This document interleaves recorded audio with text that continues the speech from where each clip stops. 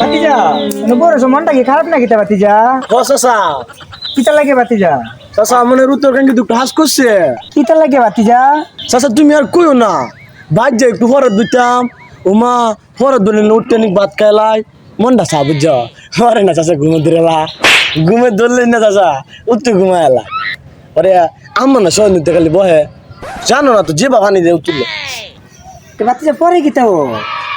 চাচা এটা তো সইতাছে না সকালে কালে এবার ঘুমে তুটলবো তুমি একটা সমাধান আজকে দেয় যাবে আর কেউ পাইতাছি না তোমার আজকে পাইছি ভাতিজা বুদ্ধি একটা পাইছি।